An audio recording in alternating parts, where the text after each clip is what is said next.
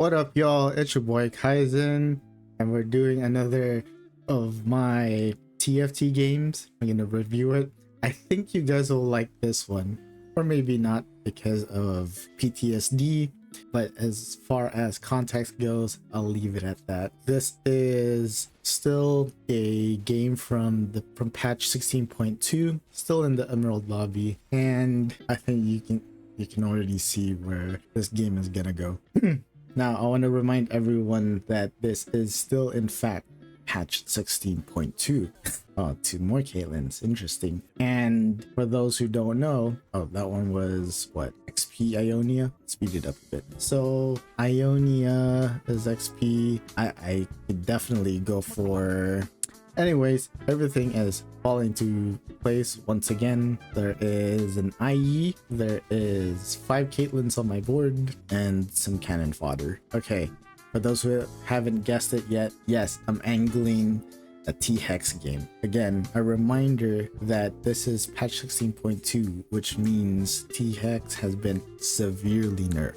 As in, the way that people used to play T-Hex was to get a 3-star caster, ideally 3-star Caitlyn, so whoever's playing T-Hex will have one more star level closer to unlocking him and not having to find or not needing to find Seraphine. So you get a 3-star Caitlyn and you would feed that, she would pilot T-Hex, and since Caitlyn is a caster, the Hex Mech trait from the T-Hex will give the T-Hex 12 mana regen, enabling the T-Hex to stay in the laser ability for a very long time. And they also nerf the T-Hex damage, so they won't be able to destroy the backline very quickly. But anyways, that's what we're going for. That's what we're going for here. I can't not angle it at this point. I think this lobby was in for a surprise because it's 16.2, which means the flavor of the patch belongs to Rise boards, Ziggs boards, the occasional Echo reroll, but most of the time it's a fast 8 or a fast 9 comp, and the odds align in my favor more. Not only do I get to take advantage of people still trying to upgrade their boards during the mid game, but I get to unlock a 5-cost unit in the mid game, fully itemized, of course. So with that in mind, let's see what augments I pick. I've totally forgotten that these games were some time ago. I never got the chance to record these VOD reviews. So in a way, not only am I to offset my laziness, it gives me an even better perspective, saying stuff like, oh, if I had taken this would probably put me in a better spot, yada yada yada. So we have a silver augment for the first one. I don't want silver spoon because I want to stay at levels 3, 4, and 5 to acquire as much Caitlyns as I could, so I can 3-star her sooner. Efficient shopper could be good. I just don't know how it will affect my items in the future. In 16.2, the usual leftover items in the first 2 carousels would be tank items, which is not bad in hindsight, but more often than not it's going to be out of my reach. Still, this would have been pretty good. I get some econ from the unit, and I get a free item as well. Titan, I could take this one, but I'm planning to sack some rounds so I can prio carousel items. So definitely not Titan. I ended up rolling it. I see critical success, and I think it's a good... Let's see, do I get this?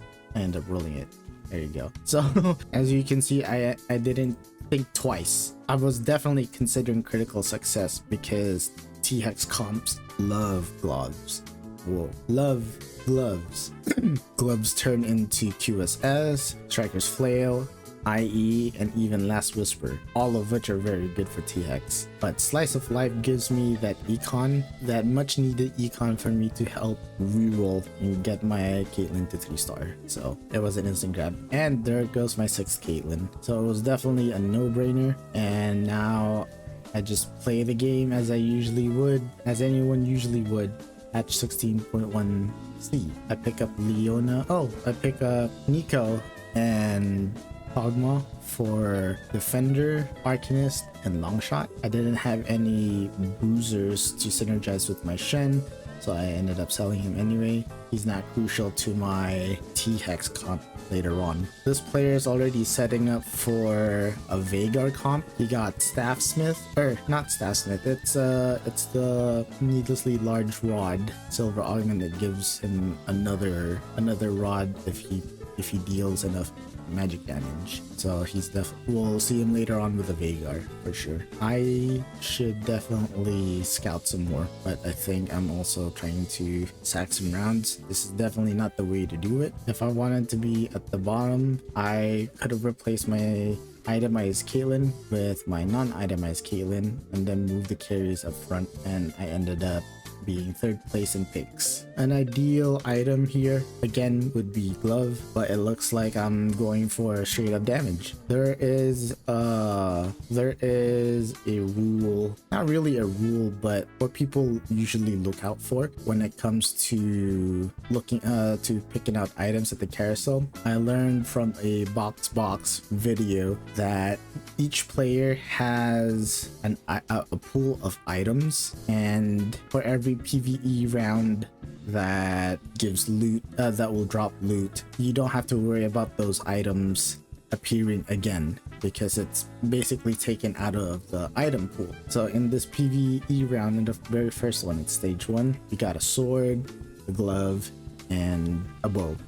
Now, because of that rule, there is a very, very low chance in the next PvE round that we won't get those items. There's also another rule that in a PvE round, you won't get the same item twice. So let's say in the Grand PvE round, they won't drop 2 swords or 2 bows or 2 gloves. It will always be one of something. Wow, another Caitlyn. Interesting. Back to what I was talking about. So in carousel, ideally you want, if you already have your items in mind and the item that you need, let's say a bow, you already got one in the first PvE round, which means you are less likely to find another bow in the next PvE rounds. So ideally when you're at the carousel, that's the time you would look for a bow. Okay, second augment is gold.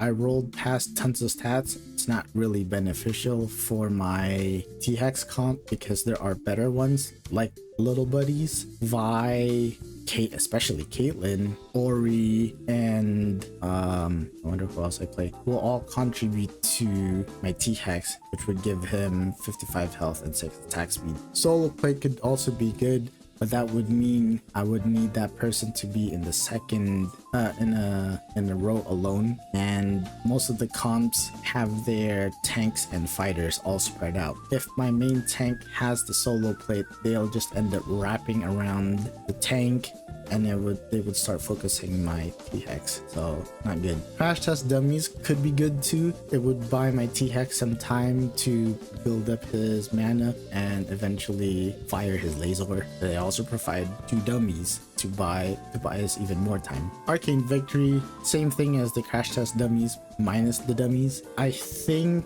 this could be better than crash test dummies unless you have like team-wide buffs that could make the crash test dummies the dummies stronger. Like if you have a Terex, Garner, Shyvana, all those units with auras that grant team-wide bonuses, dummies would be great. Because on top of scaling with the stage, health and everything, they also get affected by those resists and damage reduction, which is what the T-Hex needs. A solid frontline that will let him do his thing while they stand. Care package is also good. It's money, you know, money and items. You take care package, you get a reforger, which is nice. I could definitely reforge the rod, which I end up doing. I get another sword, do a bit of slamming. Really don't need the tier. I was gonna slam even shroud, but not at this point because that giant's belt could turn into striker's flail. I was also considering getting, wow, you start Caitlyn at 3-3. I was also considering adaptive helm for the T-Hex since the mana regen has been shot, and he gets an adaptive helm gives bonus mana regen from all sources, along with Ori and another invoker, and the 5 mana regen from from a caster piloted T-Hex. I was hoping that could buy us enough, that could be enough to mitigate the losses from the nerf. I've also seen other T-Hex comps in the past use adaptive helm like that. In some cases they would do, but in cases where they would have jeweled gauntlet, not jeweled gauntlet, sorry, jeweled lotus, where your team's abilities can innately strike, crit, and get that 35% bonus. It would be ideal, and it would actually be pretty good, I think. Arcane what if. So in that moment, I think adaptive helm would be great. I wouldn't need to buy IE. I could probably just go for QSS or another damage item, adaptive, strikers, the whole shebang. Already setting up for Even Shroud, putting the cloak on Loris, and then the bow on dud character like Aphelios. I mean, I put him there for the Sunder, might as well. But the goal is to enable Sunder. Whichever comes first, whatever I get from this PvE round. If I get a bow, if I get another crit glove, I'll give it to Aphelios or Last Whisper. I get a belt, I get Even Shroud, and I end up getting both. What are the odds? Looks like we go for Even Shroud. I wonder what I was thinking going for Jewel. Maybe for Seraphine?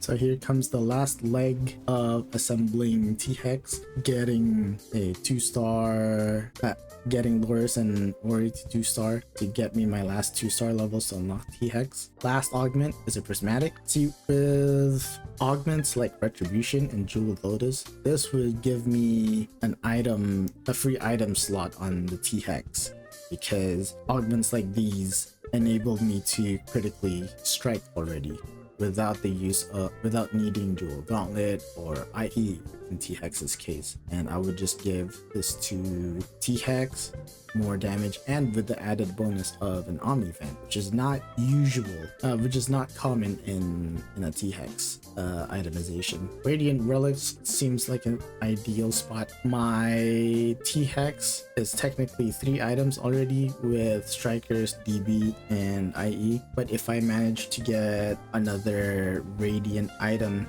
that the T-Hex can use, then in the future I could get a second T-Hex and itemize them as well. Hold the line would work, but my T-Hex usually doesn't sit in the back 2 rows, and if they do, it wouldn't be that good, because the T-Hex would then have to walk up, and that would take too much time for the T-Hex to laser the enemy back. If I didn't have Radiant Relics or Retribution as an option, I could consider this one and then put all my dud units up front, just so I can increase the extra bonus stats. Little tip for you guys.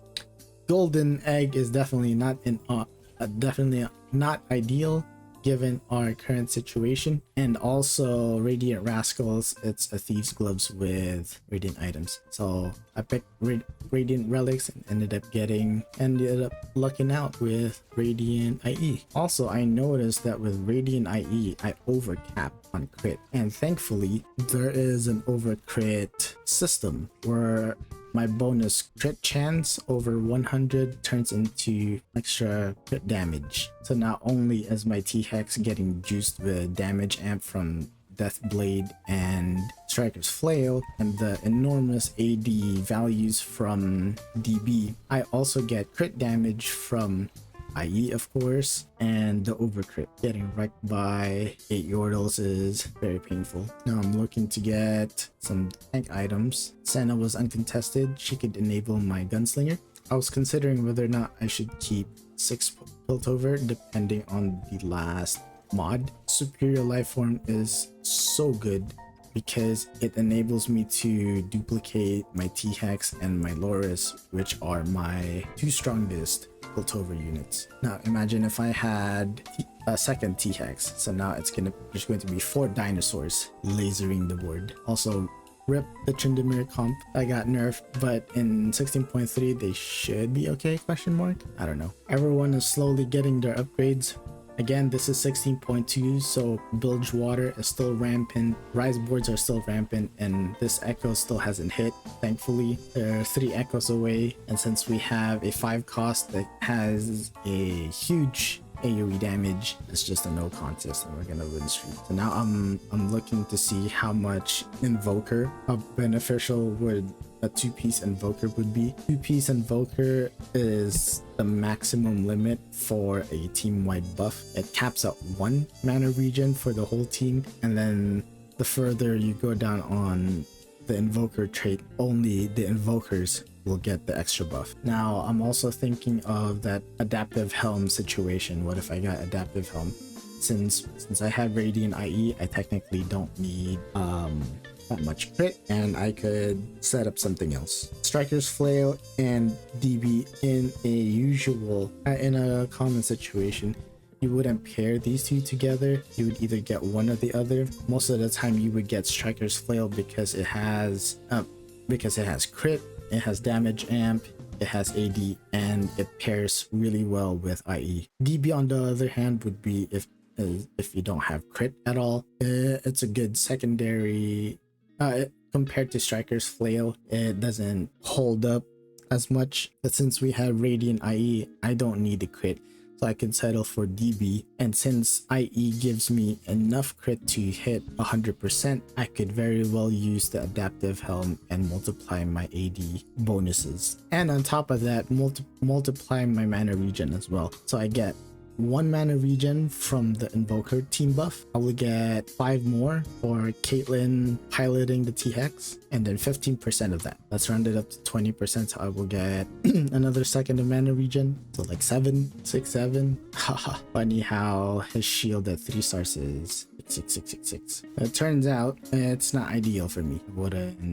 I wouldn't go for it. 7 is not enough to offset the convenience. Got QSS to cap out the crit for Senna. I don't think I had the option to make Trojan or Sunfire, but oh, I did actually. But that would mean I wouldn't have crafted Nashor's Tooth. I could get the vest from Stoneplate and the belt from Nashor's, and that would be my Sunfire. Managed to luck out on an Ornn, and since we're in an okay spot, 44 is about 3 lives at 5-2, 2 if I really don't kill anyone, and at 16.2 this board still slaps, and they already have a 2-star Vhagar. We're slowly leveling up to 9 in hopes of getting a 2-star T-Hex, but I could also settle for 2 1-star T-Hex, and then Oriana would be my second pilot at 4 mana regen, which is not bad. I've already unlocked T-Hex, so I don't need to do that. If I were to do this without rerolling Caitlyn, I would have to look for a 2-star Seraphine, stabilize my board from 1 through 8, and then get T-Hex later on. I wonder how I'm going to be able to stabilize my board from there, but it should be okay since I don't think I'll be fielding 2-star Kate anytime soon. Finally got some much needed burn and wound utility through Morelos. No better unit to do it on than Seraphine. Look at that. Superior Life Form is just that good. I mean, I think if I had Mining Drill, I would shoot straight up to 10, but Superior Life Form is just as good. I have Darkened Aegis, don't really care for it, so I'll just put it on Ornn. He gets the artifact bonus where he has better stats when it comes to it. I finally got 2 Invoker with Zillion. Zillion is my tank buster, but he doesn't live that long. Oh, this Vhagar guy finally got his Ziggs, and we are starting to lose. So we scrapped the Invoker again, and then we traded for a team-wide buff through Tarek. There's the Adaptive Helm. Look at that. I actually made the decision to go for it. Lovely. Good itemization. Oh, and there's my second T-Hex. Oh, what? I actually hit 2-star T-Hex? That's crazy. Oh my god. First we fight his ghost, and then we fight him. Actually him. I'm like watching back, looking back at this, I'm like, really? Yeah, it's still a nail biter. Not really. It's a 2-star T-Hex with good mana regen. Did I ever look back? Oh, there's my second T-Hex. With the Adaptive Helm, I get 9 mana regen, which is 3 mana regen less than the nerfed version. I think this is the closest we'll get without Invoker added. If we had Invoker, I believe he'll reach like 10 or 11, which is again pretty close. If I didn't have Ornn, I think I would have kept Zillion in, and that would almost be like we nerf T-Hex. The damage could be better for sure, but I think that would be like the closest we would get. I mean, 9 seconds is still that's a pretty long time. Oh, I did remove one. There you go. Two-star T-Hex and a 1-star T-Hex. Unfortunately, my second strongest Piltover is now Seraphine. If I didn't have any items on Seraphine, I think Superior Lifeform would create a second T-Hex, and that would be funny. Alright, it was a Baron Portal, so we get 70 extra gold. Instead of hitting 10, I thought I would just stay at level 9 in hopes of getting a second one, but it was the best I could do. And look at that. With T-Hex nerf, given the special circumstances and basically everything was handed to me, I was able to manage a second place out of that, even with the nerfs on T-Hex, even with the nerfs on Piltover, even with the buffs to everything else outside of the T-Hex comp. We managed to pull a second place. I will say that the positioning could be better. Had I kept that second, had I not greeted for a 2-star Senna and bought that second T-Hex instead, I would have managed two 2-star T-Hexes, and then probably remove not completely remove, but maybe just keep the Morello on Seraphine, so that my Superior Lifeform would replicate both my T-Hexes. I think that would be cinema. I think that would actually let me beat this guy who was still at 72 HP. I don't think their win con will definitely be 3-starring either Ziggs or Veigar, but at some point, and even scaling Veigar because of his passive. But even then, I think that would be really entertaining to watch. Just 4 dinosaurs laser mowing down a bunch of Yordles with their laser, and I couldn't imagine a better game, given the situation, of course. It's your boy Kaizen. Thank you guys so much for watching. I'll see you guys at my next game and at my next VOD review. Peace.